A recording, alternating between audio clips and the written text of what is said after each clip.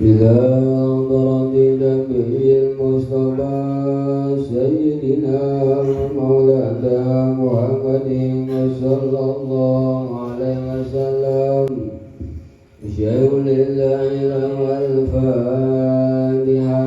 بسم الله الرحمن الرحيم. الحمد لله رب العالمين الرحمن الرحيم مالك يوم الدين. إياك نعبد وإياك نستعين. اهدنا الصراط المستقيم صراط الذين أنعمت عليهم غير المغضوب عليهم ولا الضالين. أعوذ بالله من الشيطان الرجيم. إن الله وملائكته يصلون على النبي يا أيها الذين آمنوا صلوا عليه وسلموا تسليما. اللهم صل على سيدنا محمد وعلى آل سيدنا محمد كما صليت على سيدنا إبراهيم وعلى آل سيدنا إبراهيم وبارك على سيدنا محمد وعلى آل سيدنا محمد كما باركت على سيدنا إبراهيم وعلى آل سيدنا في العالمين إنك حميد مجيد. اللهم صل على سيدنا محمد وعلى آل سيدنا محمد كما صليت على سيدنا إبراهيم وعلى آل سيدنا إبراهيم. لا إله إلا أنت سبحانك إني كنت من الظالمين. فاستجبنا له ونجيناه من الغم وكذلك ننجي المؤمنين.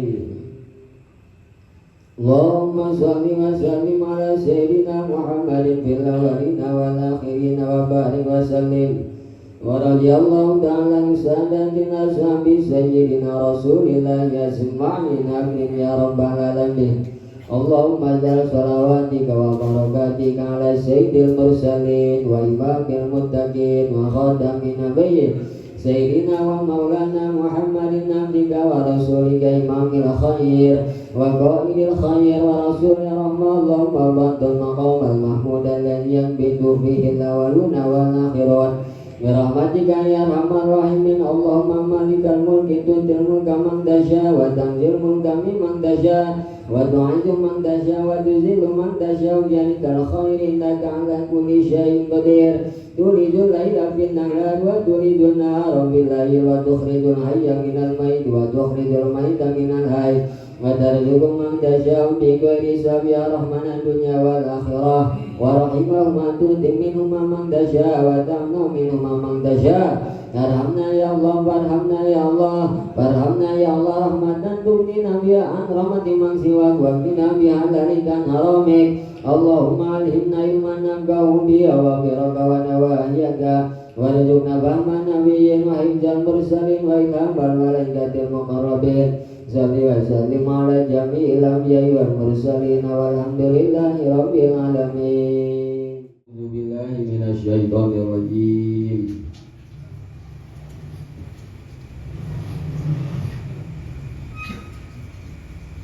A'udzu billahi minasyaitonir rajim. Bismillahirrahmanirrahim. Faslun tasdidatu aqalli sholati ala nabi arba'un. Utawi sake tasdid had aqwal maca sholawat ing atase nabi arba'un iku papat. Allahumma ala lami wal mim utawi tasdid lapan Allahumma iku tetep ngatas lam lan mim sholli ala lami utawi tasdid lapan sholli iku tetep ing atas lam ala Muhammadin ala mimi utawi tasdid lapan ala Muhammadin iku tetep ing atas mim Faslun aqwalu salami utawi had aqwal salam Assalamualaikum iku lapan assalamualaikum tasdidu salam ala sin utawi tasdid lapan salam iku tetep ing atas sin.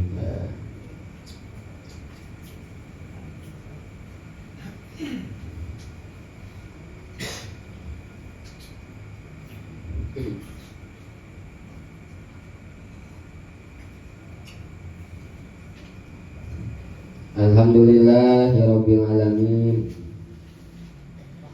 Kita semua masih diberikan nikmat oleh Allah Subhanahu wa taala. Nikmat sehat, panjang umur, terutama nikmat yang paling besar adalah nikmat iman dan Islam. Sehingga dengan nikmat-nikmat tersebut kita semua bisa kumpul lagi di sini seperti biasa dalam rangka thalathul ilmi. Mudah-mudahan kita semua khususnya yang hadir di sini diberikan ilmu yang manfaat, ilmu yang berkah, sehingga kehidupan kita di dunia maupun di akhirat ada di dalam ridhonya Allah Subhanahu wa ta'ala. Amin amin ya rabbal alamin. Para jamaah kaum muslimin rahimakumullah, kemarin kita sudah bahas tentang tasbih-tasbih yang ada di tasyahud akhir. Sedangkan wa minal ma'lum, di antara rukun sholat itu adalah membaca sholawat kepada kanjeng Nabi kita, kanjeng Nabi Muhammad sallallahu alaihi wasallam. Berarti andai kata kita sholat, kita sahur akhirnya tidak membaca sholawat kepada kanjeng Nabi, maka bisa dipastikan sholat kita tidak sah, karena kurang rukun.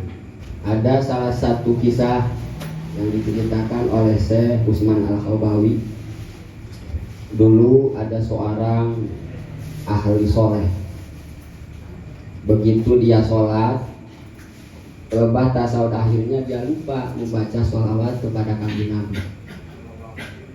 Begitu beres sholat, malamnya dia tidur, ngimpi bertemu sama kanjeng Nabi kita, kanjeng Nabi Muhammad sallallahu alaihi wasallam. Ditegur sama kanjeng Nabi kita, kata kita, "Hai kiai, kenapa ente sholat sampai lupa baca sholawat kepada saya?" Kata si kiai tersebut, "Ya Rasulullah, istaghaltu di sana illahi ta'ala wa ibadatihi panasaitu." Saya saking cinta-cintanya kepada Allah sehingga saya lupa membaca sholawat terhadap Tuhan. Saking saya khusyuk-khusyuknya kepada Allah sehingga saya lupa membaca sholawat terhadap Tuhan.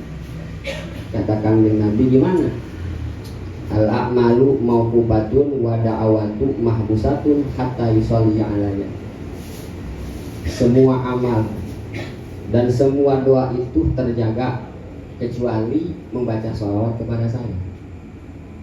Wal qala law ja'a abdun yaumal qiyamah bi hasanati dunya wa lam takun fiha sholatun alayya ruddat wa lam tuqbal. Oh, luar biasa Bang Daeng.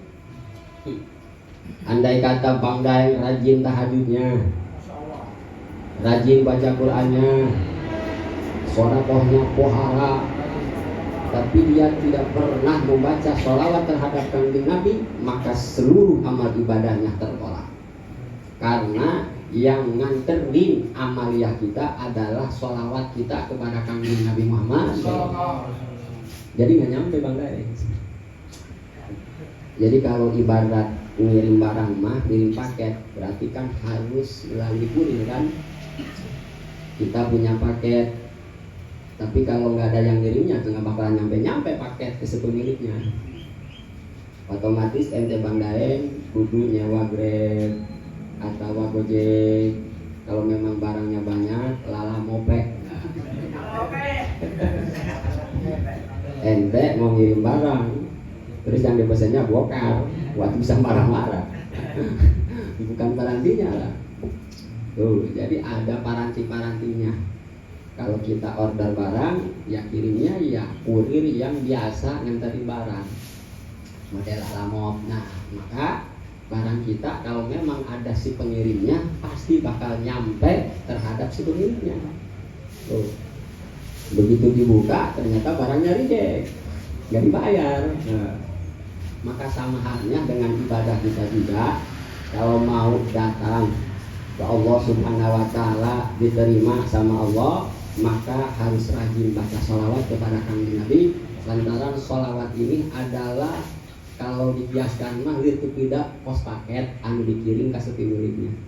Jadi buat apa kita banyak amal ibadah tapi kalau nggak ada yang ngirim, mandem amal ibadah kita. Seperti halnya seorang ahli Allah yang cinta terhadap Allah, tapi dia tidak membaca sholawat dalam tasahud akhirnya, maka ditegur oleh Kanjeng Nabi, andai kata kamu mempunyai amal ibadah sehingga alam dunia penuh dengan amal ibadah kamu, tapi nggak pernah membaca sholawat terhadap saya, udah ditolak amal ibadah. Wah, nah, supaya lebih ngerti lagi ya. Kita kalau mau nanam pepohonan, mau pohon apa baik, yang harus diperhatikan adalah media tanamnya ini. Media tanam. Jadi andai kata ente beli bibit yang bagus, umpamanya beli bibit duren montong, kalau ditanamnya di atas dakat mah tidak bakalan bisa hidup kan. Beli bibit yang bagus, tapi kalau media tanamnya kurang nutrisi mah tetap ceking baik itu bibit. Apalagi cuma digantungin doang di atas plafon, nggak dikasih tanah, nggak disiram, atau kering perawatan ya. Maka sama bacaan kita, pikiran kita itu adalah seperti bibit-bibit unggul yang mau ditanam oleh kita. Tapi kalau memang tidak diawali dengan sholawat, atau sama halnya kita nanam bibit unggul tapi tidak ada media tanam, kira-kira hidup apa tidak ya? Matilah otomatis. Pikiran kita, tahmid kita, semua bacaan ibadah kita kalau tidak diiringi dengan sholawat, seperti kita punya bibit unggul tapi tidak ditanam di media tanam yang baik, yang ada amaliyah pikiran kita nggak diterima oleh Allah Subhanahu wa Ta'ala. Tuh, makanya kalau kita berdoa, sudah lumrah orang-orang tua kita ngajarin kita suka diawali dengan bacaan sholawat. Allahumma sholli ala sayyidina Muhammadin fil awwalin wal akhirin wa barik wa sallim wa radhiyallahu taala an sadatina ashabi sayyidina Rasulillah ajmain. Beres kita diawali dengan sholawat, tengah-tengahnya baru kita berdoa.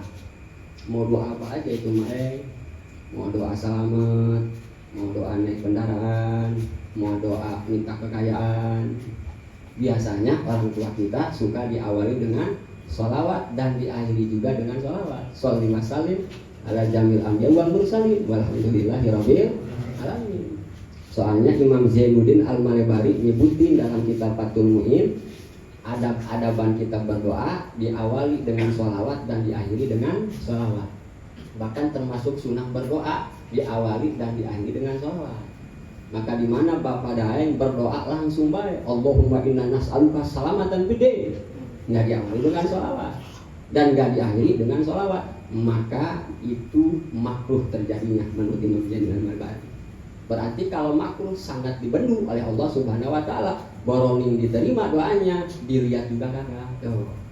Entahkan kita mah sudah biasa begitu berdoa diawali dengan sholawat dan diakhiri dengan sholawat, harus tunai.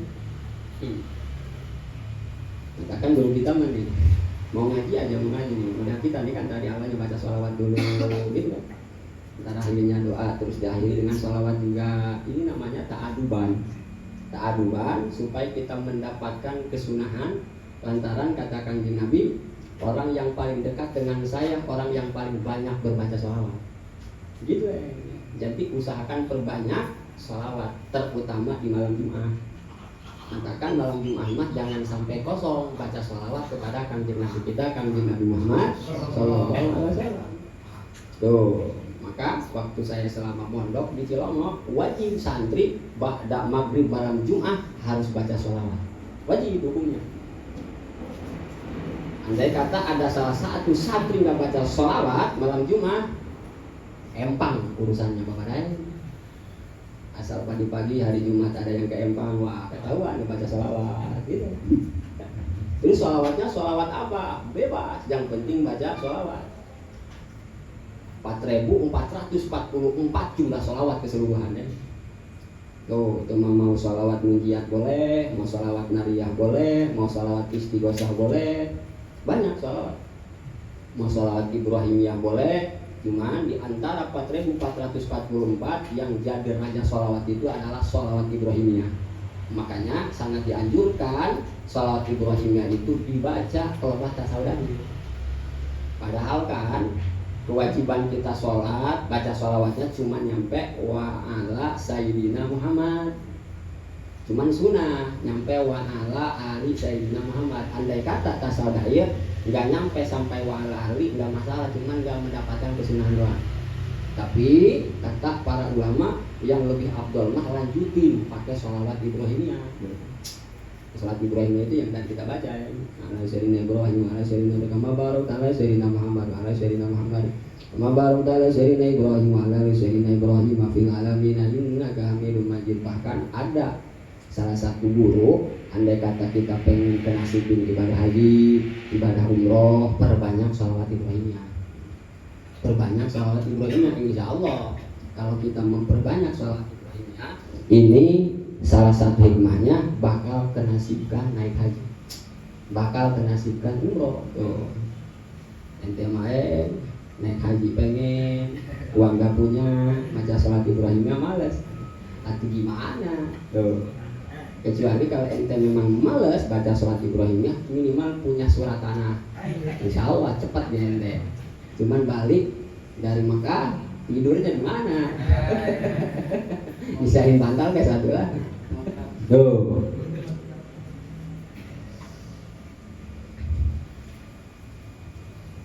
Matakan ada satu wanita waktu zaman Hasan Basori. Dulu ada ulama yang namanya Kiai Hasan Basori. Kiai Hasan itu adalah orang Basroh. Basroh itu di mana? Kupah, berarti daerah Irak. Jadi di Irak itu ada daerah yang namanya Basroh, Kupah. Mentakan santri-santri mah nggak asing dengar daerah Basroh, dengar daerah Kupah. Soalnya kan suka dicantumin di Amir, Nasir tuh minal Basroti minal Kupati. Nah di situ ada kiai yang namanya Kiai Hasan Basori satu zaman dengan Robiatul Adawiyah. Masyhur luar biasa dalam keilmuan Kiai Hasan Basori. Bahkan terkenal dengan kakutubana di para wali-wali Allah Subhanahu wa Ta'ala. Datang tamu perempuan Kiai Hasan Basori. Kebetulan dia punya putri sudah meninggal. Dia pengen tahu keadaan sang putrinya di alam barzah ini, apakah mendapatkan kesenangan kubur, apakah mendapatkan siksaan kubur. Datang, akhirnya diajari sama Kiai Hasan Basori wiridan-wiridan yang khusus supaya si perempuan tersebut bisa ngimpi dengan sang putrinya yang sudah meninggal dunia. Udah kata Kiai Hasan Basori, nih baca wiridan ini kayak sholatnya seperti ini. Udah pulang, begitu dia pulang akhirnya langsung dipraktekin sholat, habis sholat wiridan bener aja dia mimpi sama sang putrinya yang udah meninggal. Ternyata sang putrinya yang udah meninggal tersebut ternyata ada dalam siksaan kubur. Lagi dibudingin sama malaikat munkar wa nakir, lagi diinjak-injak sama malaikat munkar wa nakir. Sedih sangat luar biasa sang ibundanya ngimpi dengan sang putrinya, ternyata putrinya ini ada dalam siksaan alam kubur. Bangun dia, begitu bangun datang lagi ke Kiai Hasan Basori. Dia menceritakan tentang impiannya semalam. Ternyata putri saya Pak Kiai ada dalam siksaan kubur. Aduh, Kiai Hasan Basori juga kan nangis dia karena nggak tega melihat sang ibundanya. Ternyata hasil impiannya ini di luar dugaan. Udah, kata Ki Hasan Basori, sabar baik lah. Ya memang atuh mau diapain lagi, karena memang waktu dia hidupnya mungkin tidak rajin ibadah, mungkin banyak maksiat. Udahlah sekarang banyak-banyak berdoa aja, mudah-mudahan siksaan anak ibu diangkat oleh Allah Subhanahu wa taala. Penasaran kan Ki Hasan Basori, emang bener gitu ini ada dalam siksaan. Akhirnya dia sama melakukan sholat, pengen mimpi dengan putri yang si tamu tadi, yang katanya dalam impiannya ini ternyata disiksa oleh Allah. Sholat Ki Hasan, begitu sholat, mimpi akhirnya dengan seorang putri daripada tamunya yang tadi. Tapi beda impian Hasan Basori. Bedanya waktu di impian si ibunya mah ini ada dalam siksaan Allah. Begitu diimpi oleh Ki Hasan Basori, ternyata dia ucap-ucap di surga. Lagi makan buah-buahan surga, bahkan di atas kepalanya penuh dengan mahkota-mahkota surga. Ngulang Ki Hasan Basori, kok ini bisa? Kan kemarin mah keimpi sama emaknya ada dalam siksa neraka, tapi kok sekarang geningan kamu ada dalam kenikmatan surga? Kasih tahu sama putrinya tersebut, iya kemarin mah memang saya lagi disiksa sama Allah, tapi alhamdulillah sekarang mah saya sudah diangkat dari siksaan-siksaan kubur. Berdasarkan apa kata Ki Hasan Basori? Berdasarkan ada kiai yang namanya Kiai Daeng. Dia lewat ke kuburan saya. Kebetulan kan saya dimakamkan di makam wakapan. Di situ kalau nggak salah kuburannya ada 550 yang disiksa sama Allah. Begitu Kiai Daeng datang di situ, dia nggak sengaja baca sholawat, terus sholawatnya dihadiahkan kepada kita. Kata Kiai Daeng, khususon, waduh, ila arwahi fi hazil makbaroh, Allahumma sholli ala sayyidina Muhammad. Tuh, lewat Kiai Daeng. Ternyata satu sholawat yang dibaca oleh Bapak Kiai Daeng ini bisa mensabati 550 orang yang tadinya disiksa, hanya sekarang diangkat dari siksaannya berkat baca sholawatnya Kiai Bapak Daeng. Luar biasa. Katakan kita juga kalau lewat ke makam sini inget kiriminlah hadiah sholawat atau Fatihah. Ini mah selonong boy baik sih. Maka lewat ke makam selonong boy, tahu-tahu di depan ada jurik tek-tek ya. Karena nggak permisi. Karena nggak permisi. Tuh, mentakan laporan kalau ente lewat ke makam siapa terutama makam-makam umat muslimin, jangan sampai enggak hadiah gitu. Itu mau sambil lewat, nggak apa-apa, yang penting hadiah. Apalagi di situ ada salah satu makam ahli Allah.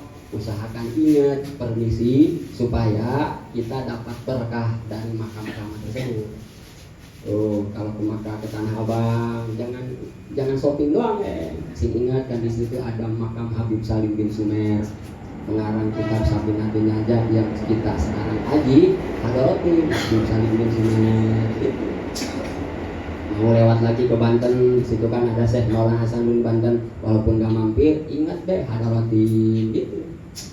Atau mau ke Cirebon, di situ kan ada Syekh Syarif Hidayatullah Cirebon, hadrotin gitu, walaupun gak mampir, tapi kita harus ingat. Insya Allah kalau kita ingat, atau mereka juga bakalan ingat, dan insya Allah mereka juga bakal menjaga kita di perjalanan. Gitu, ini mah pengen selamat, di situ ada wali lewat baik. Sial kata wali si Daeng, dari yang sama gua, bola amat bukannya malah ketilang gak bakalan gua bantuin. Tuh, soalnya ini sholawat luar biasa, termasuk salah satu media penting supaya buat menyuburkan wiridan-wiridan kita. Salah satu bisa menghantarkan amal ibadah. Andai kata kita beramal ibadah tapi tidak diiringi dengan sholawat, ini niscaya amal ibadah kita bakal tertolak. Karena kenapa? Wasilah kanjenglah kita tahu akan hukum-hukum syara. Wasilah kanjenglah kita tahu bahwa Allah itu adalah Tuhan kita. Coba andai kata Allah tidak mengutus kanjeng Nabi, mungkin saat ini kita nggak bakalan bisa berkumpul di masjid ini. Mungkin saat ini Masjid Al-Hijrah nggak bakalan bisa dinikmati dengan bersolawat berjamaah. Tuh berarti kan luar biasa. perjuangan kanjeng Nabi kita, sehingga walaupun kanjeng Nabi kita sudah tiada, tapi ajarannya nyampe ke tanah tinggi dan kita sekarang bisa beribadah dengan tenang, bisa beribadah dengan khusyuk karena wasilah sababiyah perjuangan kanjeng Nabi kita. Maka harus ingatlah ke kanjeng Nabi, harus ingat. Lah kata lain, gua mau langsung ke Allah baik, bapak nih siapa ente? Siapa ente? Nih proposal aja ya, proposal. Gua mah gak mau lewat lurah, gak mau lewat camat, gak mau lewat bupati, gua mau langsung anter ke presiden. Terus ente ke sono, sesorangan ke presiden. Yang ada proposal gak bakalan nyampe. Jangan-jangan ente ketemu sama bapak presiden, udah nyampe pintu gerbangnya juga udah diusir sama siapa? Siapa ente? Kata Sapam kan gitu. Makanya kita juga nggak bakalan bisa langsung ke Allah Subhanahu Wa Taala, tapi kudu minta bantuan kepada kanjeng Nabi, karena kanjeng Nabi lah yang akrab dengan Allah Subhanahu Wa Taala. Maka siapapun itu orangnya mau nyampe ke Allah tapi tidak melalui kanjeng Nabi, nggak bakalan bisa nyampe. Sama. Kita tahu ke kanjeng Nabi kita berkat siapa? Berkat guru-guru kita. Maka hormatilah guru-guru kita, karena berkat guru-guru kita tahu dengan kanjeng Nabi. Lah bodoh amat kata Bapak Dai. Itu mah gua mah langsung bae lah mau ke kanjeng Nabi, enggak melalui guru-guru, enggak bakalan bisa, enggak bakalan bisa. Mentakan kata Hadratus Syekh Habib Lutfi, andai kata kita lupa dengan guru-guru kita mau sholat, mau sodako, gak bakalan bisa nyampe ke Allah Subhanahu Wa Taala. Lantaran salah satu adab kita ibadah menghormati guru-guru kita yang ngajarin kita tentang ilmu pengetahuan agama. Tuh gitu ya. Ini menyebutnya juga guru SD, mantan guru gua tuh, bekas guru gua tuh. Bapak ada, emang guru ada bekasnya Bapak deh? Gitu. Itu mah bekas guru gua waktu SD ya. Bekas guru gua, jangan bekas ya ngomong ke guru mah. Sekalipun dia hanya ngajarin A, B, C, tetap guru. Sekali guru gitu. Guru tetap guru. Kan dulu kan Sayyidina Ali kan jadi raja, jadi presiden. Begitu dia diiring sama para ajudan-ajudannya, isbat sekarang mah mobil mewah, presiden kan, pastilah yang dipakai adalah kendaraan transportasi kepresidenan. Diiring lantaran mau ada pertemuan, di tengah jalan Sayyidina Ali turun karena ketemu sama seorang aki-aki yang lagi ngerjain kayu. Turun Sayyidina Ali, begitu turun cium tangan ke aki-aki itu, cium tangan ya. Kan bingung para ajudan-ajudan, kok ini presiden cium tangan sama tukang bas, udah sama aki-aki, tapi kok cium tangan? Akhirnya kan bertanya-tanya para ajudannya, Pak Presiden, ini kan seorang laki-laki biasa yang mungkin ilmunya nggak tinggi-tinggi amat, tapi kok ini Bapak Presiden kok malah cium tangan ke aki-aki ini? Jawab Sayyidina Ali, berkat beliau lah saya tahu akan nama-nama kayu. Saya tahu kayu albasiyah berkat beliau, saya tahu kayu jati berkat beliau, saya tahu yang namanya triplek berkat beliau, multiplex berkat beliau. Beda triplek sama multiplex beda. Beda.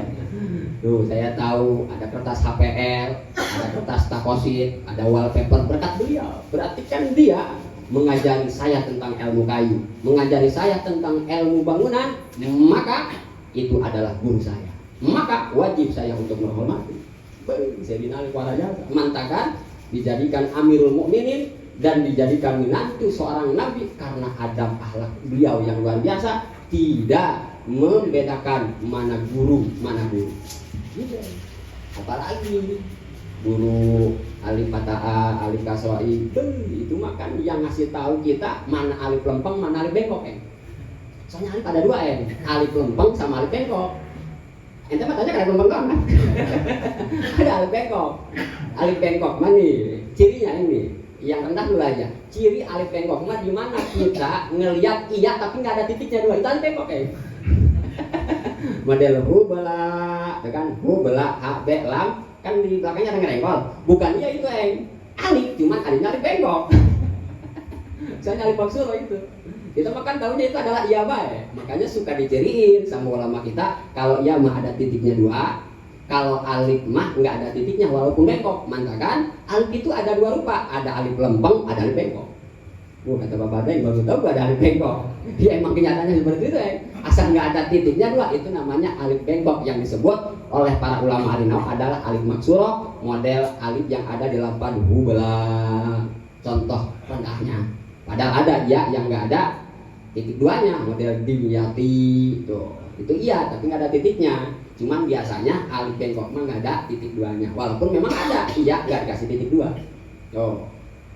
Nah, berarti sholawat ini penting atau penting luar biasa, apalagi di dalam urusan sholat. Mengatakan salah satu rukun sholat adalah baca sholawat terhadap kanjeng Nabi kita, kanjeng Nabi Muhammad Sallallahu Alaihi Wasallam, yang mana di dalam sholawat ini ada tasbih-tasbih yang wajib kita baca.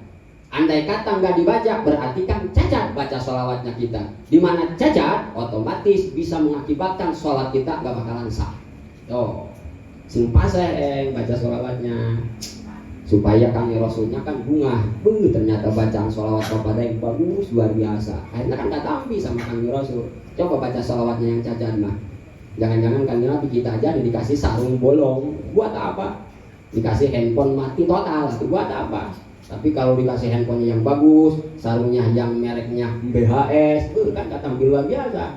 Mantakan kami Rasul juga sama. Dimana kalau bacaan sholawatnya kita fasih, beres, kami Rasul bakalan senang.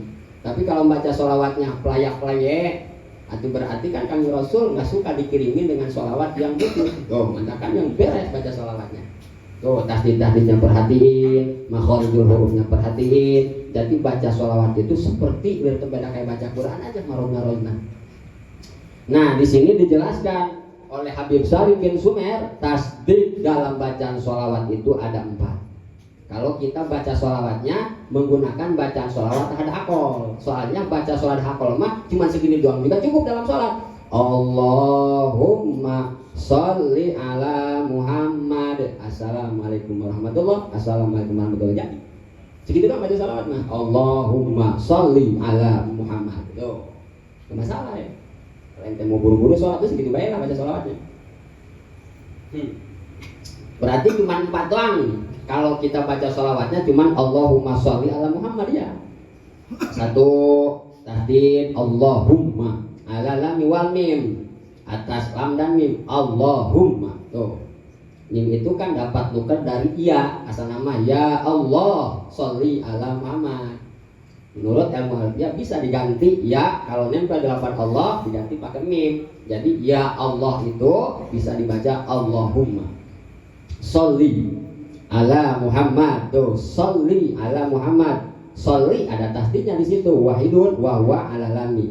Wa tasdidu ala Muhammad wahidun wa huwa ala mim. Berarti kan jumlah jamleh tasdid yang ada di had akol sholawat cuma 4. Sholli ya Allah, mudah-mudahan Allah menambahkan rahmat yang dibarengkan dengan agung terhadap kami Nabi. Jadi sholli di situ wa maknahu ya Allah andalah rahmatal makrunata bitajim ala sayyidina Muhammadin.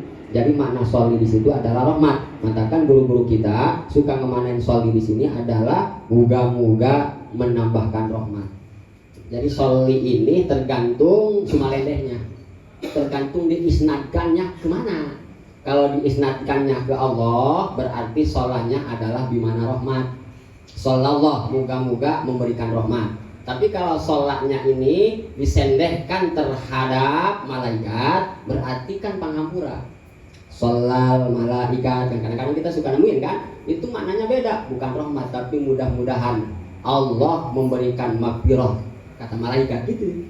Tapi kalau sholat disendehkan kepada kita, itu jadi doa maknanya. Jadi ada 3. Lafadznya mah 1, cuman tergantung objeknya. Soalnya kan kalau kita belajar bahasa, ada subjek, ada objek, ada predikat gitu kan. Kalau subjek mah namanya pekerjaan, objek yang mengerjakan, predikat yang dikerjakan. Gitu kan, Neng? Kita aku salah ini, Neng. Soalnya di sini banyak S1 semua ini. Gitu kan? Ada subjek, ada objek, ada predikat. Kalau dalam ilmu nahwu mah fi'il, fa'il, maf'ul gitu.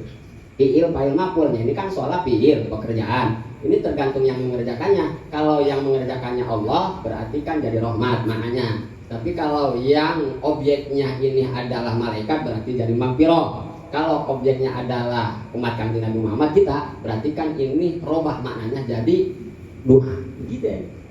Padahal sholat baik. Jadi ribet. Sholat ini si rahmat maghfirah padahal apa sholat ya? Apa sholawat ya? Pusing-pusing ya deh. Mengatakan kita baca kitab itu harus cungak tengok ke kanan ke kiri gitu. Ke kanan lagi, ke kiri lagi, ke atas lagi, ke bawah lagi. Puyang. Salah. Qala Syamsu Ramli fi Syaril Minhaj al-afdalu itjami berarti saya dah, kata Imam Syamsu Ramli. Kalau kita baca sholawat ini afdalnya harus diganjel pakai sayyadah. Sayyadah itu adalah sayyid, mengatakan suka dibaca sama kita. Allahumma sholli ala sayyidina Muhammad. Dibaca sayyidinya. Soalnya kan kalau Nabi pernah ngomong anna sayyidul anbiya, gitu kan? Saya adalah gusti daripada nabi dan rasul. Mengatakan kita juga atuh ta'aduban kepada Kanjeng Nabi ganjal pakai sayyid. Gitu. Jadi kata kita kayak gini nih, model Bapak Dai punya guru Bang Suker. Enggak pantas ngomong ker sini pas ada guru ker. Minimal abah lah, minimal jengan gitu.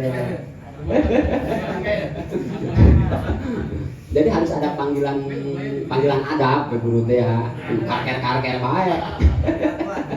Termasuk orang tua ya. Orang tua panggil dengan panggilan adab. Ada yang manggilnya abah kan orang tua. Ada yang manggilnya bapak, ada yang manggilnya papa, abi. Kalau bapak Dai manggilnya apa? Dedi. So era apa dan Jadi panggil dengan nama ta'aduban, nama adab. Soalnya salah satu ulama pernah berkomentar di mana kalau kita manggil orang tua kita dengan nama Yursul Bakor, mewarisan fakir.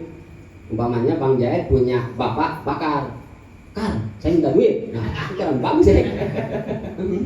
Kurang bagus. Makanya kita kalau ngajarin ke anak itu atau pakai panggilan mesra lah atau ke keponakan. Soalnya kan kadang-kadang anak kecil mengikuti kata-kata orang tua. Ngikutin orang tua.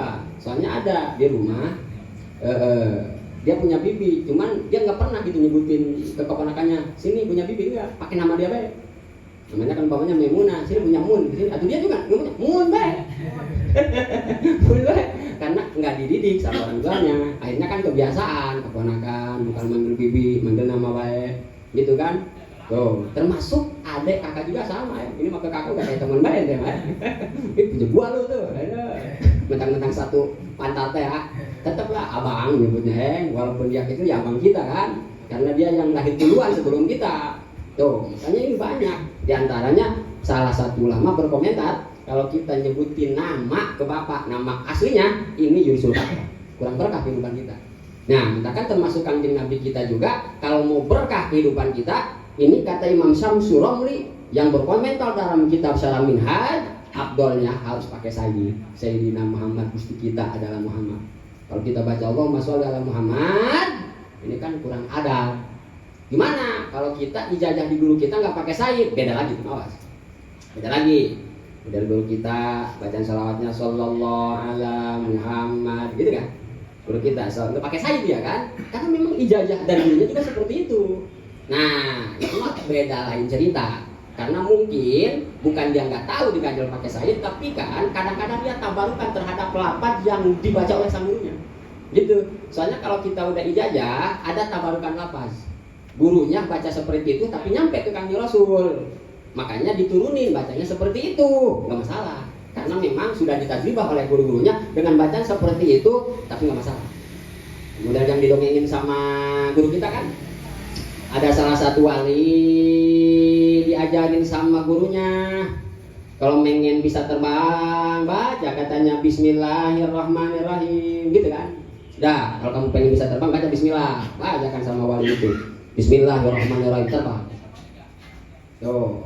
Tapi yang satunya malah lagi bacanya bukan Bismillahirrahmanirrahim tapi Bismillahirrahmanirrahim, tapi terbang dia. Bismillahirrahmanirrahim, terbang. Begitu di tengah-tengah laut dipikirin sama dia, kok ini Bismillahirrahmanirrahim ya, bukan Bismillahirrahmanirrahim. Pikirin sama dia, dipikirin, akhirnya tahu dia ke tengah laut. Boom, sudah papa. Minta tolong dia, tolong. Untungnya gurunya datang. Kenapa kamu? Saya jatuh guru. Kok bisa jatuh? Tadi waktu saya tengah-tengah laut, saya mikirin bacaan yang dijajakan oleh guru. Dijajakan oleh guru kan Bismillahirrahmanirrahim, nggak Bismillahirrahmanirrahim. Saya pikirin be, jatuh saya. Kata gurunya, udah jangan dipikirin, baca baik itu mah. Kenapa emang gua juga dari guru ya kayak gitu. Emang gua juga sama ini dari guru kayak gitu juga. Tapi bisa terbang. Udah kalau memang bisa terbang udah gitu aja. Jangan sok lu kutak-atik. Begitu. Pada jangan kan kayak gitu enggak? Saudara si atuh ya kan orang tua kita kayak gitu kan. Tapi gak pernah diromba-romba lanjut tapi ya kan. Karena memang gurunya juga seperti itu. Nah, awas. Jadi kalau memang kita pernah jajah, bacanya seperti itu, gitu aja. Allahumma sholli sallallahu ala Muhammad. Ya kan baik, jangan pakai sayyidina. Berarti kalau kita baca sallallahu ala sayyidina Muhammad, berarti kan sudah keluar dari ijazah guru kita. Berarti kan kita nggak nyambung bacaan kita sama bacaan guru kita. Berarti kan kita lewat jalur yang lain, gitu. Nah, di situ lewat jalur yang lainnya, kan kita nggak tahu siapa yang nuntut kita. Model sholat ujian. Sholat ujian kan kalau dibaca di luar doa, bacanya kan tunji nabihi. Allahumma sholli sholatan kamilatan wa salam salaman taman ala sayyidina Muhammadin ala tunji nabihi min jamil ahwal wal afat gitu kan. Tapi kalau nggak doa mah tunaji nabiha. Washolli wasali sholatan tunaji nabiha min jamil ahwal, beda tuh. Kalau sholawat mah bukan doa dibacanya tunji nabihi, tapi kalau di doa tunaji nabiha. Kok bisa gitu? Gua juga bingung ya. Bingung gua juga. Kan kita ijazah ya, al-mahfur lah, ijazah salawat ujian. Baca auzubillahi minasyaitonir rajim, bismillah. Ulang pakai bismillah. Kok enggak pakai bismillah? Jangan-jangan enggak ada udah. Langsung aja auzubillahi rajim. Langsungin Allah aja, jangan baca bismillah. Innallaha malaikatahu yusholluna 'alan nabi ya ayyuhalladzina amanu shollu 'alaihi wa sallimu taslima. Coba baca salat ujiannya. Allahumma sholli sholatan kamilatan wa salam salaman taman ala sayyidina Muhammadin allazi tunajjina bihi ulah tunajjina tunjina. Kalau nggak doa baru tunajjina. Jangan ditanyain, gua juga dari sononya kayak gitu. Gua juga belum nanya gua ya, udah digituin Pak ya. Iya. Gitu. Kan sampai sekarang kalau nggak doa tunajjina biha, kalau baca salat tunjina bihi. Andai kata ada orang lain bacanya tunajjina bihi dalam doa, umpama ada banyak ustaz-ustaz yang bacanya tunjina biha, enggak tunajjina. Kan dia apa-apain Oh berarti dia belum ijazah ke almarhum. Gitu baik sih.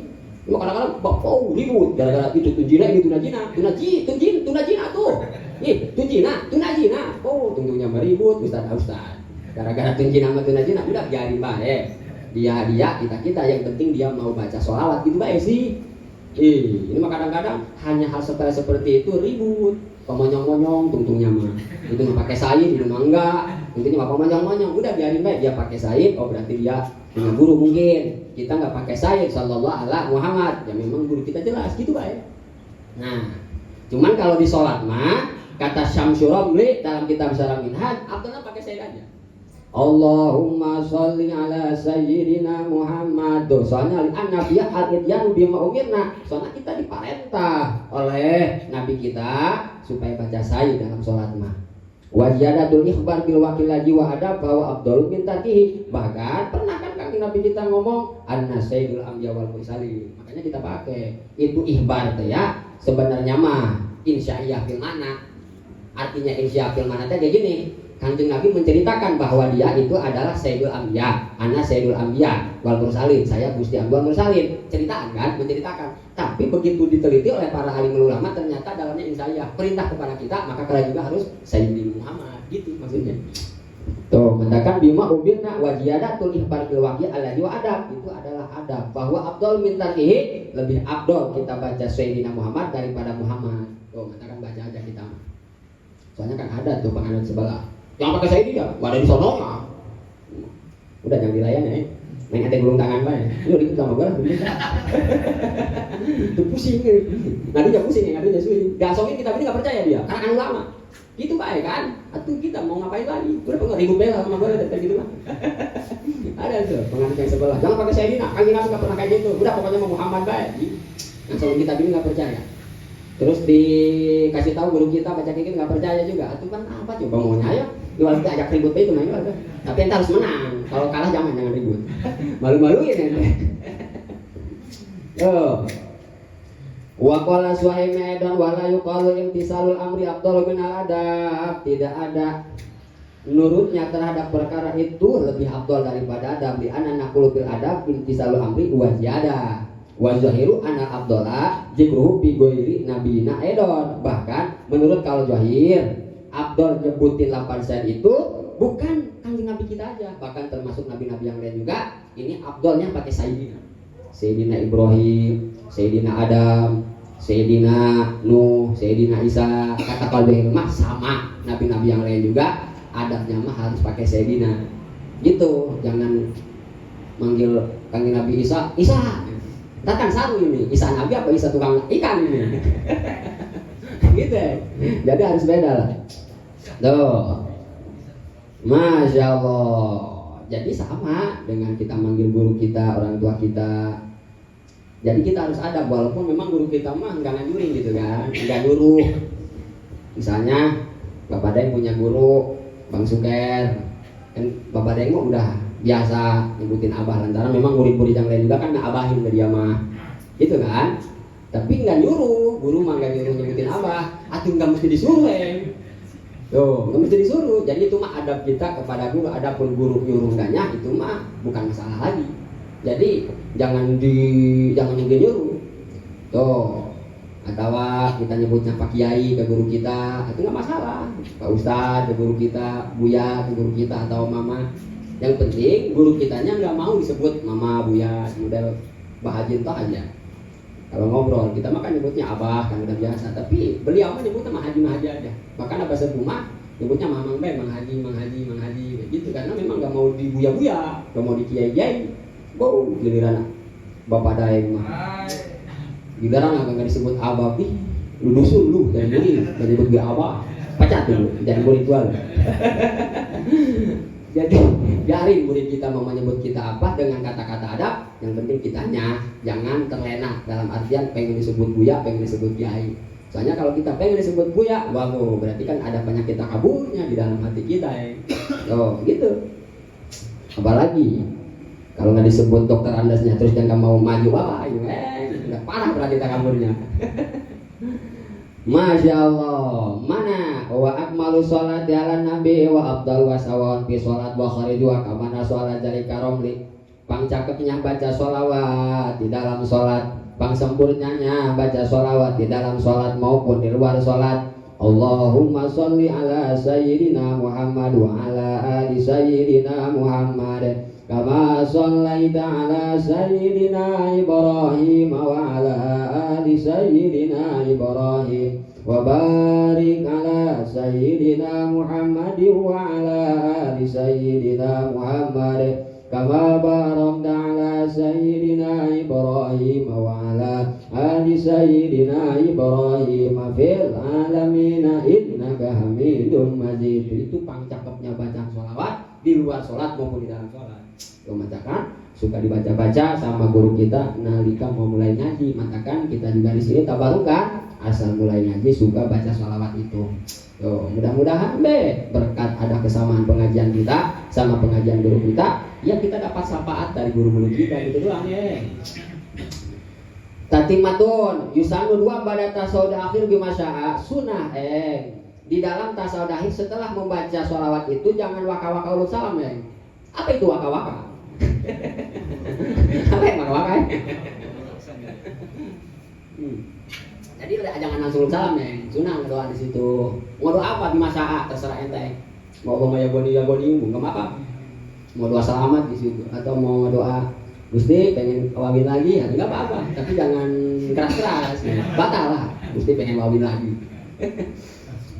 Jadi nggak doa di masa terutama doa-doa yang kawari di kanjeng Nabi. Cuman di sini abdolnya sabada baca sholawat di dalam sholat itu berdoanya adalah meminta perlindungan dari siksaan-siksaan dan fitnah-fitnah. Soalnya ada hadisnya li khabari Sulaim. Ada hadis yang diriwayatkan ke Imam Sulaim, doa yang afdal itu sebab sholawat di dalam tasawuf akhir adalah meminta perlindungan dari siksaan-siksaan dan meminta perlindungan dari fitnah-fitnah. Mana hadisnya? Idza tasyahada ahadukum falyastaiz billah min arba'in. Tuh, bila mana kalian bertasawuf maka meminta perlindunganlah dari Allah min arba'in dari 4 perkara. Tuh. Mengatakan dimuradan oleh para mujtahid mutlak hadis ini yusannu du'a ba'da tasahudil akhir. Murad hadisnya ternyata sunnah kita habis baca sholawat ngedoa meminta perlindungan. Gimana cara meminta perlindungannya? Allahumma inni a'udzubika min azabil qabri wa min azabin nar wa min fitnatil mahya wal mamat wa min fitnatil masih dajjal. Allahumma inni a'udzubika min azabil qabri wa min fitnatil mahya wal mamat wa min fitnatil masih dajjal. Bahkan qala Sibramulisi wa yukrahu tarku jalika, makruh kata Imam Sibramulisi andai kata babadae habis baca sholawat dalam tasawuf akhir tidak membaca doa tersebut makruh sholat. Kata Imam Sibramulisi mah wa huwa akadu ma aujabahu ba'dul ulama, bahkan ada sabadul ulama justru mewajibkan baca isti'adzah habis baca sholawat. Berarti kalau kata sabadul ulama andai kata babadae setelah baca sholawat tidak membaca doa seperti tadi bisa dipastikan sholatnya tidak sah. Ada. Qala Umair, qala al-Auza'i bil qut wa huwa syarrul minhaj hadza mutaakkidun faqad sahal amru bihi wa aujabahu qaum. Bahkan Imam Auza'i sepakat dengan Imam Umair dalam kitab qut. Kitab qut itu adalah kitab syarah minhaj hadza mutaakkidun, baca doa Allahumma inni a'udzubika ini adalah termasuknya sunnah muakkad. Sunnah muakkad. Faqad sahal amru bihi, bahkan ada satu golongan yang mewajibkan bila mana habis baca sholawat di dalam tasawuf akhir harus baca doa tersebut. Bahkan wa amara Taus ibn bil i'adah liyatrukahu, Imam Taus memerintahkan kepada sang putranya bila mana sang putranya sholat di dalam tasawuf akhir nggak baca Allahumma inni a'udzubika, menyuruh untuk supaya kembali sholat. Sholat aja, bisa kita sholat. Nah, ada Imam Taus mah. Wa yang bagi ayah timabi du'ahu bi qouli alaihi wasallam, dan kalau bisa setelah kita baca doa Allahumma inni a'udzubika min azabil qabri tambahin lagi doa yang suka dibaca oleh Kanjeng Nabi waj'alhunna ayata auzatil arba akhir ma taqulu. Jadi seyogyana pisan kata Syekh Nawawi Tanhara, kita setelah baca sholawat baca doa itu karena memang Kanjeng Nabi juga suka baca. Luar biasa tuh. Allahumma inni Gusti, ini sesungguhnya saya a'udzubika meminta perlindungan terhadap Tuhan min azabil qabri dari siksaan-siksaan kubur, wa min azabina, dan saya meminta perlindungan dari siksaan-siksaan neraka, wa min fitnatil mahya wal mamat, dan saya meminta perlindungan dari fitnah kehidupan dan fitnah kematian. Mana fitnah kehidupan?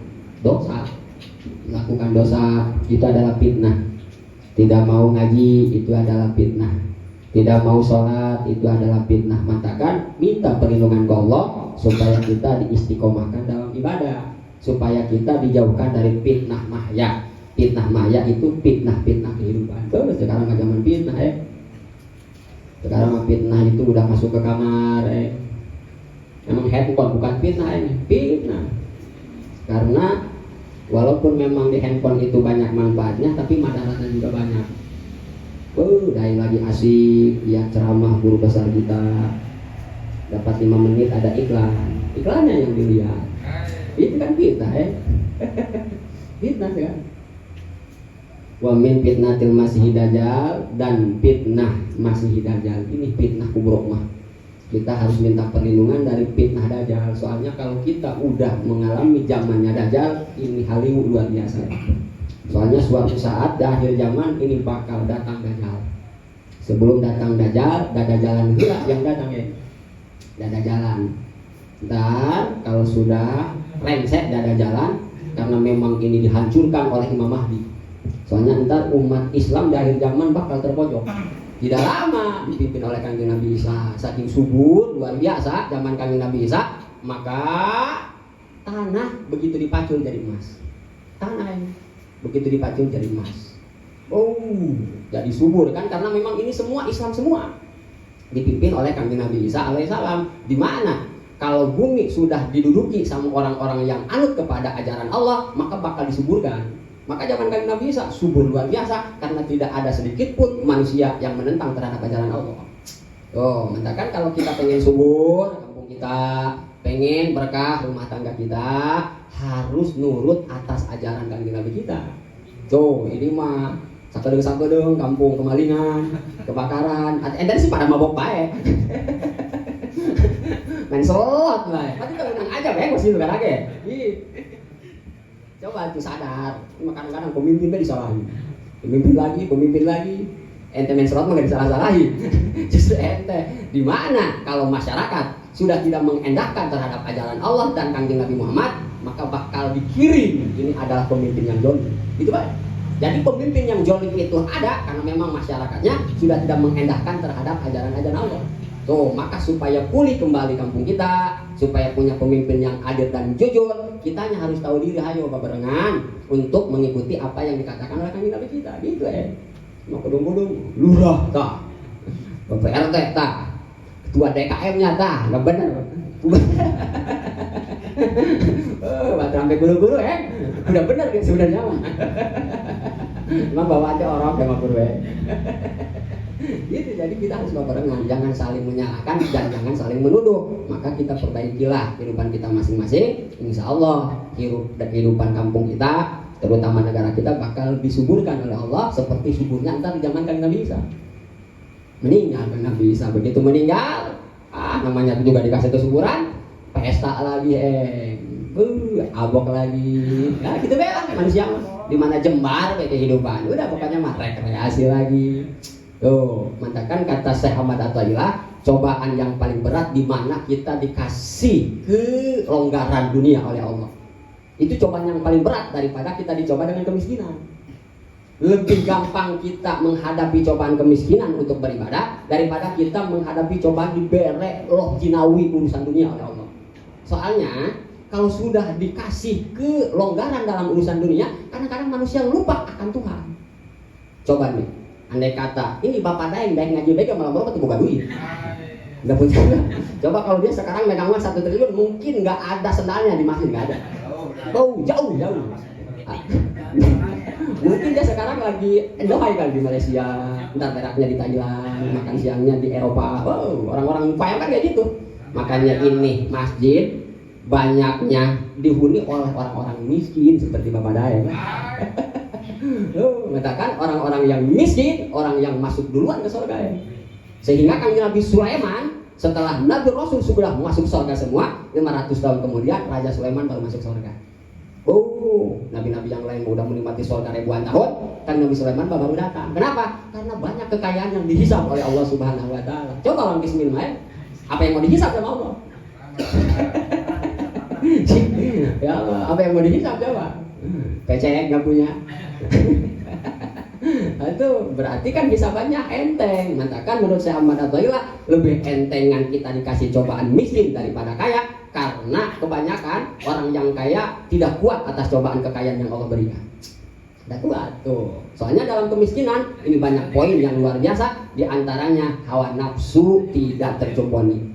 Pengen biasa bapak daeng punya PCX, tapi memang kemampuan dan duit yang terbatas, akhirnya sama bapak daeng PCX-nya tidak dikabulin. Pengen kata bapak daeng, tapi apa boleh buat, kemampuan gua cuma segini adanya. Jangan-jangan buat PCX, saya mah buat bersepeda butut juga nggak kebeli. Hanya kan mau tinggal mau kan. Terus sama daeng disabarin hawa nafsunya sehingga tidak tercumponi kepengennya. Ternyata itu adalah ganjaran dari Allah Subhanahu wa taala. Di mana kita punya kepengen tidak kesampaian, sama kita disabarin, itu ganjaran ya. Daripada ente pengen PCX punya duit dibeliin, nggak ada ganjaran. Karena di situ tidak ada merekatkan hawa nafsu. Tuh, makanya orang-orang miskin mah udah kepala, sama kepengen udah kepala ya. Pengen, tinggal pengen, tapi terus bisa ngadiatnya ditahan, disabarkan kan ditahan, sehingga tidak tercumponi lah apa yang diinginkan oleh hawa nafsu. Di mana tidak tercumponi hawa nafsu, berarti kan di situ hawa nafsu semakin sedikit di dalam diri kita dan semakin enteng untuk beribadah kepada Allah. Tuh, gitu ya, mentakan doa kami Rasul yang sering dipanjatkan, Allahumma ij'alni miskinan, Allahumma ij'alni miskinan. Baca setiap pada sholat. Duh, Masya Allah. Faslun bisalam, wallahu a'lamu bishawab. Amin ya rabbal alamin. Allahumma hadina siratal mustaqim siratal ladzina an'amta 'alaihim minan nabiyyin wasiddiqina wasyuhada'i wassalihin wa hasuna ulaika rafiqa zalikal fadlu minallahi wa kafa billahi alima. Shalli wa sallim ala jamil anbiya'i wal mursalin walhamdulillahi rabbil ya Allah.